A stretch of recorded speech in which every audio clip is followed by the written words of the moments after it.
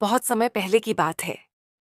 एक घना और हरा भरा जंगल था जहां तरह तरह के जानवर खुशी खुशी रहते थे।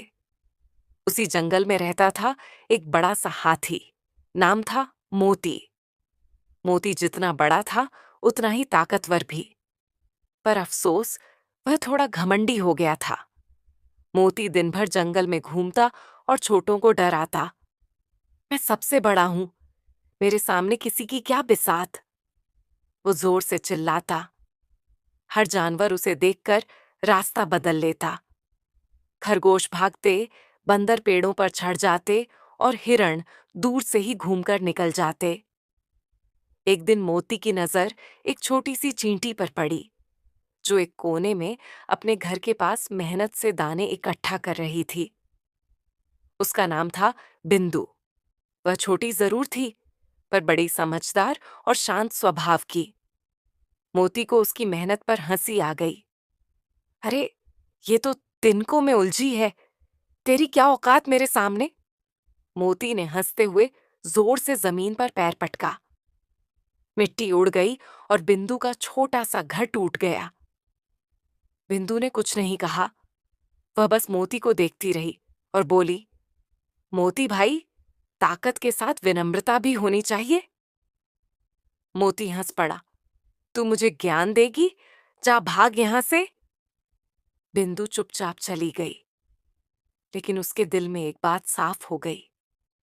अब मोती को समझाना पड़ेगा, पर बिना लड़ाई के। शाम को बिंदु ने अपनी सारी चींटी बहनों को बुलाया और बोली, हमें मिलकर एक रास्ता निकालना होगा जिससे मोती को अपनी गलती का एहसास हो। सभी तैयार हो गईं। रात हुई। जंगल शांत था। मोती एक बड़े पेड़ के नीचे आराम से सो गया। हवा मंद मंद चल रही थी और चांदनी चारों ओर फैली थी। तभी बिंदु और उसकी सेना धीरे धीरे चुपचाप आई और मोती की सूंड में घुस गई। कुछ ही पलों में मोती बेचैन हो गया।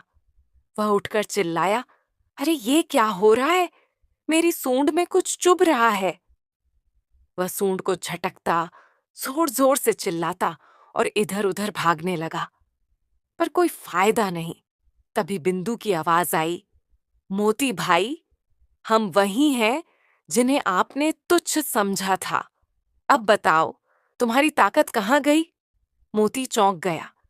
उसे अपनी गलती समझ में आने लगी। वो वहीं बैठ गया और कहा, बिंदु बहन, मुझे माफ कर दो। मैंने तुम्हें छोटा समझा, पर आज मुझे एहसास हो गया कि बुद्धि और एकता ताकत से कहीं बड़ी होती है। बिंदु और उसके साथी बाहर आ गए। बिंदु मुस्कुराई और बोली, अब तुम सच्चे दोस्त बनो और छोटे बड़े सबका सम्मान करो। उस दिन के बाद मोती ने कभी किसी को परेशान नहीं किया। वह जंगल के सबसे विनम्र और मददगार जानवरों में गिना जाने लगा। और हाँ, मोती और बिंदु की दोस्ती की मिसाल जंगल में हर कोई देने लगा। एक बड़ा हाथी और एक नन्ही चींटी सच्ची दोस्ती की मिसाल बन गए। कभी किसी को छोटा मत समझो। घमंड से बड़ा कोई शत्रु नहीं, और सच्ची ताकत विनम्रता और एकता में होती है।